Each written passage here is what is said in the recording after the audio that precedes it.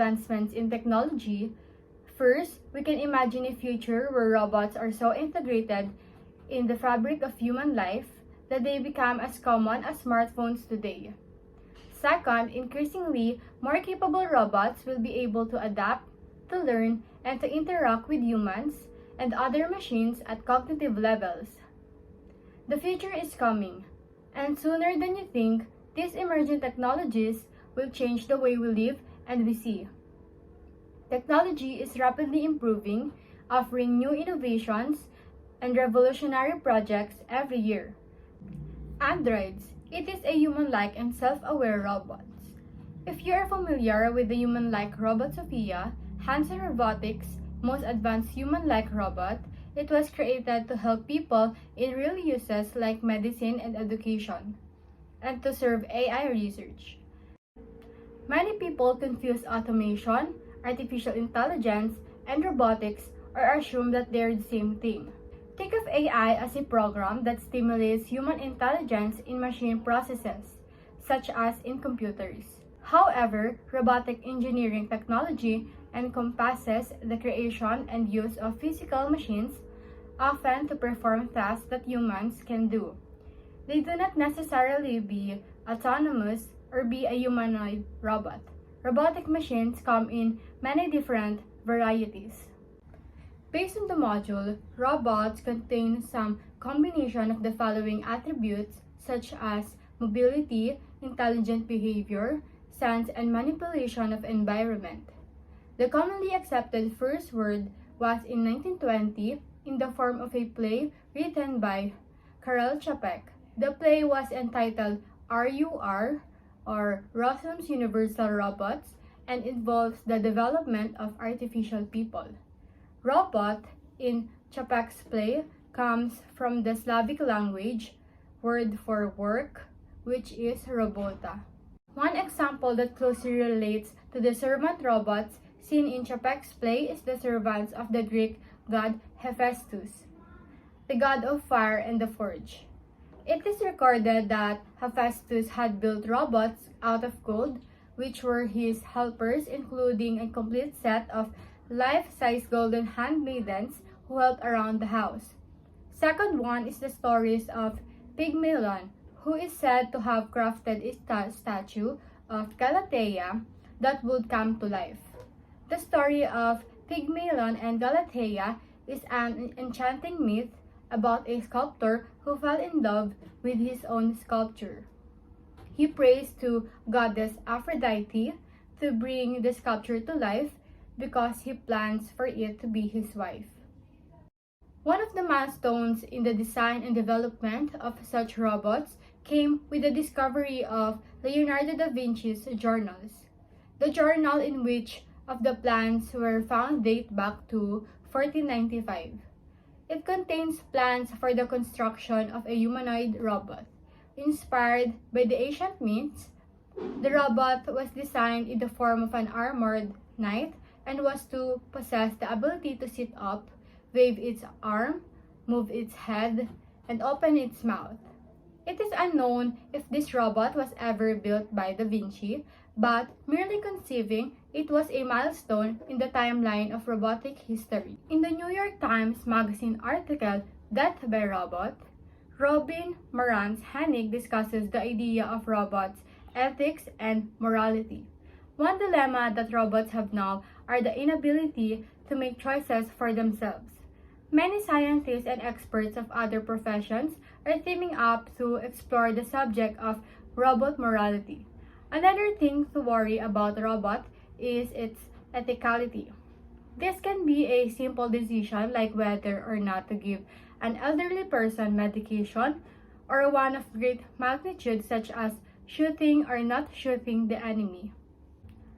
Robots do not have the ability to feel guilt and make the decision on whether to swerve and hit a pedestrian or hit an SUV containing a young child. That is an ethical decision that humans struggle to make, and it will change with every human every time the situation presents itself. Scientists are coming up with an ethical adapter that can help the specified robot emulate guilt just like a human being. The robots will make fewer mistakes than their human counterparts, but will not be able to make decisions in more complicated situations. So, despite the disappointment that many people feel when they are interacting with robots, there are still major players in robotic industry who are very positive and optimistic about this matter. So, one of these people is Rodney Brooks.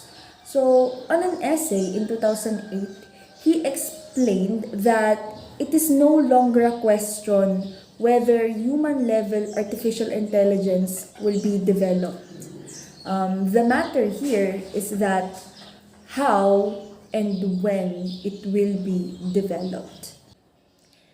It is true that androids are not the only robots who created a great impact in the life of the humans, but let me emphasize that because of their development, it helped introduce a set of different unique ethical issues that cannot be seen in industrial robots. Now you may be wondering, what are these ethical issues or what exactly are these robots? But before we jump on to those questions, let us first discuss what is life. So, one of the most prevailing views when it comes to what an organism really consists of is Aristotle's view. So, the basic tenet of Aristotle's view is that an organism has both matter and a form. Aristotle is referring into two types of matter here. The first one is the matter that could be biological or material, like what plants, animals, and humans consists of. And the second one is that a matter could be a mechanical and electronic components which makes up the modern day robots. So when it comes to form, he described it as whatever it is that makes a plant, a human, or an animal. It is simply the term he used to describe form of a living organism as the word psyche or soul. However, in contradiction to Aristotle's view of a living organism, we have the philosophical view we know as the materialism.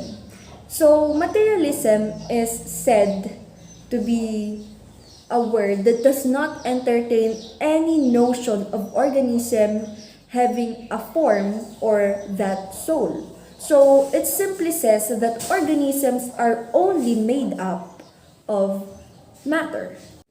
This is the reason why various religions, specifically the Roman Catholic, embraced Aristotle's philosophical view of living organism.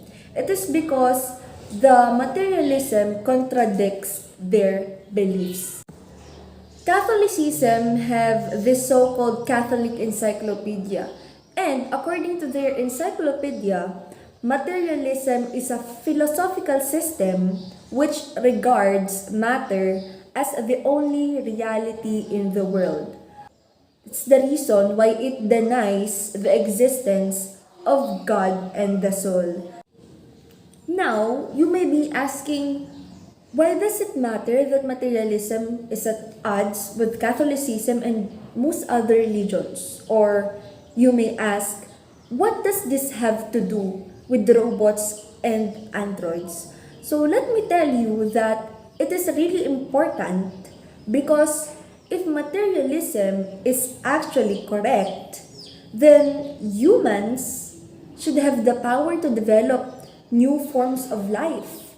If materialism is true, everything in the universe is simply a matter or a material, then nothing should be stopping us from creating robots and recognizing them as just as valid as our life, as valid as the life of humans. That's why it is really relevant for us to decide and consider what level should robots be in our life. So in 1942, Isaac Asimov created the three laws of robotics. So in his first law, he is saying that a robot may not injure a human being, or though through inaction allow a human being to come to harm. The second one, a robot must obey orders given to it by human beings except where such orders would conflict the first law. And the third one is that a robot must protect its own existence as long as such protection does not conflict with the first and second law. Asimov's law presupposes that we humans are of greater value than those robots that are being developed. But what if what if we hold on to the conclusion or to the idea of materialism that everything in this world is actually made only with matter, and there is no form, there is no psyche or soul? So imagine in materialism, how could these androids sacrifice their lives if sa materialism, kapantay lang ng level nating mga tao yung mga robots? So let's say for example, in an army. So if an army consists of human soldiers and android robots, do you think android robots will really sacrifice their life for the human soldiers? Or it is really possible in materialism that the human soldiers would actually die and sacrifice their lives for the robots? Because in materialism, the people, the human and the robots are equal. They are both on the same level. So as long as we hold on in the idea of materialism, it is not really impossible that humans will actually die for robots. So while it remains true that in robotics technology, it is not really necessary to have ethical codes, it is not really stopping some countries to take little steps in developing this what we so-called robot code of ethics. One of the most high-tech countries in the world that is leading in the development of ethical codes is South Korea. So South Korea actually created the Robot Ethics Charter. So it aims to prevent the abuse or the human abuse of robots and vice versa.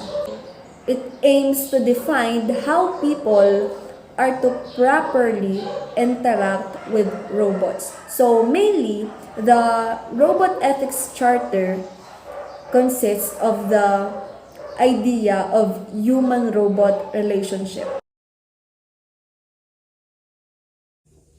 Technology has begun to change our species' long-standing experiences with nature. Now, we have technological nature whereby Peter H. Kahn Jr. defined technological nature as technologies that in various ways mediate, augment, or simulate the natural world.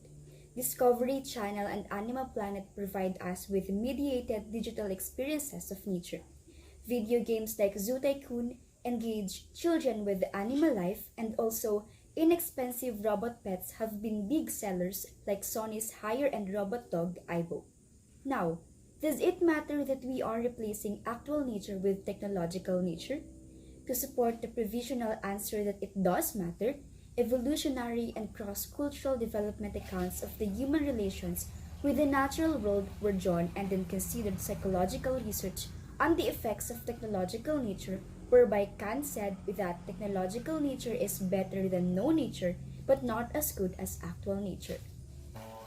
Scientists are already beginning to think seriously about the new ethical problems posed by current developments in robotics. Experts in South Korea were drawing up an ethical code to prevent humans abusing robots and vice versa. A group of leading roboticists has even started lobbying governments for legislation, and at the top of their list of concerns is safety.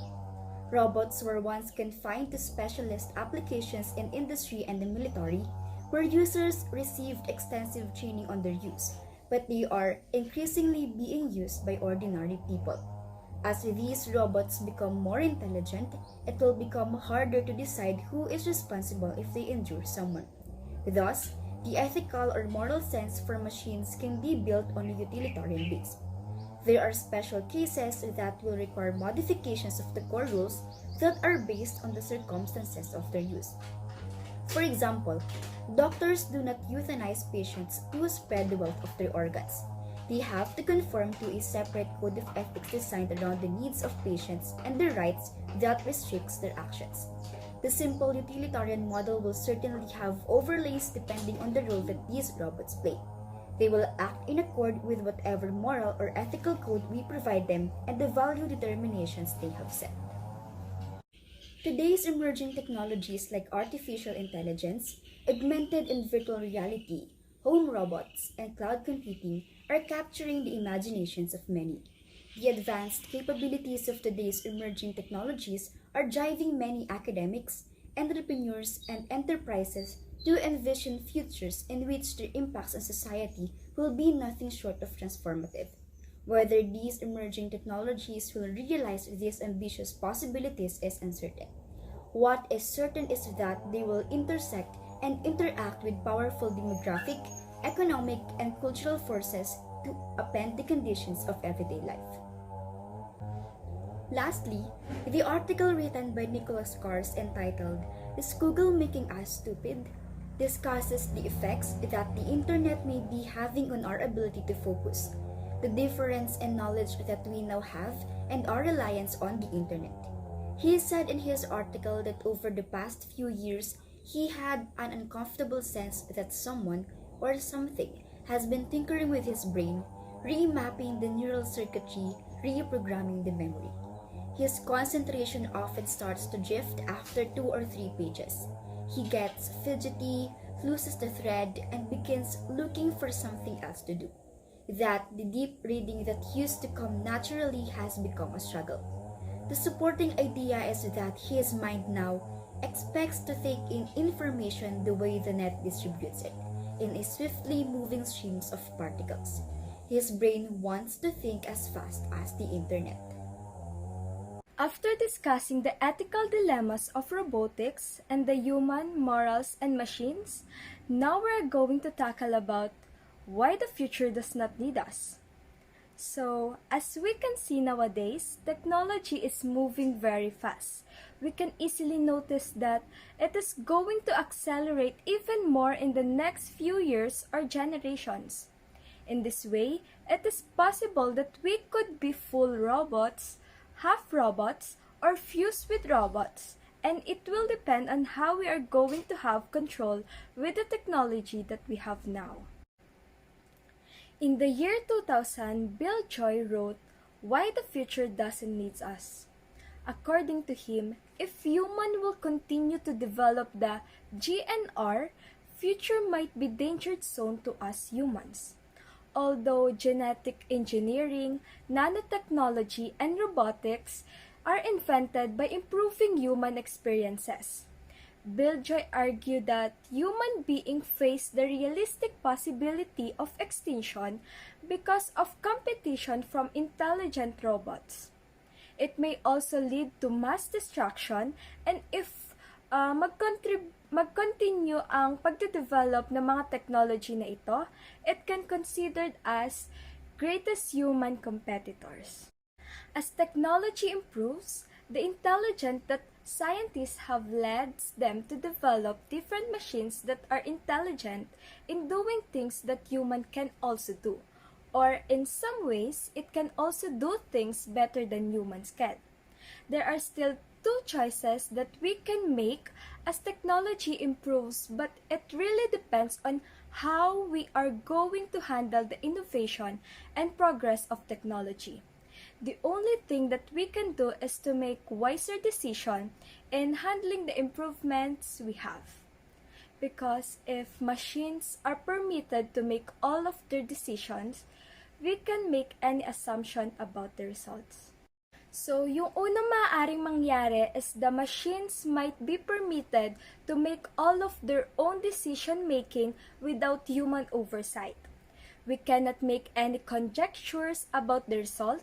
Human accept and follow all the machine's decisions, and people won't be able to turn off the machines. So, if we continue to be so dependent on technology, we don't have the capacity to make decisions for ourselves. We cannot do so, or we don't have any choice but to accept all the decisions of the machines. And since they are becoming more and more intelligent than humans, we humans ay mas magiging dependent na sa kanila. So, the latter choice is human control over the machines might be retained.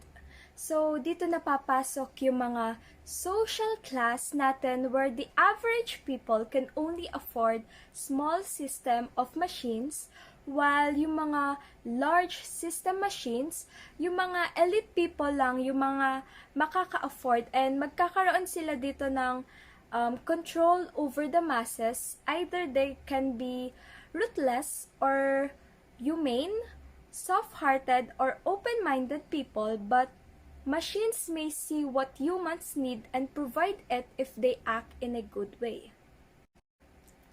So in this slide, it only means that those who are superiors will always win, just like what happened before, kung paano pinalitan ng mga kasalukuyang naninirahan sa mundo yung mga species noon, and just like that, robots will compete to us human until human are squeezed out of existence. Technology has the potential to alter the current world system. As a result, scientists must comprehend both outcomes so that the world can continue to progress and avoid the circumstances that will ruin the world. It is easy to get jaded about such breakthroughs. We hear in the news about every day of some kind of technological or scientific advance. In a completely free marketplace, superior robots would surely affect humans as North American placentals affected South American marsupials, and as humans have affected countless species. Robotic industries would compete vigorously among themselves for matter, energy, and space, incidentally driving their price beyond human reach. Unable to afford the necessities of life, biological humans would be squeezed out of existence. The underlying message was clear. The rate and direction of technological innovation over time will lead to a world where humans are unnecessary and machines will be able to do without us. There's a certain textbook in dystopia where Moravec clearly explained how our main job as a human in the 21st century will be ensuring our cooperation from the robot industries by passing laws that says robots are nice. And it actually describes how seriously dangerous a human can be when they are or once they are transformed into an unbounded intelligent robot.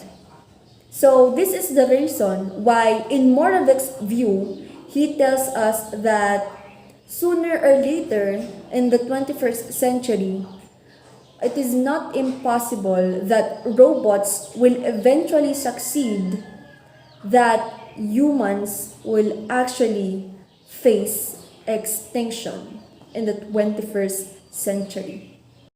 With each of these technologies, a sequence of small, individually sensible advances leads to an accumulation of great power and great danger. Together, they could significantly extend our average lifespan and improve the quality of our lives. we should be able to meet or exceed the Moore's law rate progress for another 30 years. Because of the recent rapid and radicalinologies can take progress in molecular electronics, where individual atoms and molecules replace lithographically drawn transistors and related nanoscale technologies. How soon could such an intelligent robot be built? With the technological advancement around us, enormous transformative power is being unleashed, and it was said that the coming advances in computing power seems to make it possible by 2030. From the development all through the years, it is not far from the present that we'll soon encounter more robots around us, for better or for worse. The robot displayed here is named a mecha. It is currently the world's most advanced, most realistic humanoid robot that can imitate human facial expressions. Other than humanoid robots, there are also robots being developed that are made for invasive surgery and inspection in nuclear power plants, and robots that are used in restaurants to serve people. Other than robotics, genetic engineering also affects our agricultural development. Genetic engineering is the manipulation of genetic material that is used by scientists to enhance or modify the characteristics of an individual organism. There are lots of genetically engineered crops that has been approved, like the insect-resistant corns and herbicide-tolerant soybean, in which half of the world's soybean and a third of its corn now contains genes spliced in from some other forms of life. They are also used to create cures for many diseases in form of therapeutical cloning, where it could allow an individual's own tissue to be used to treat the person's disease.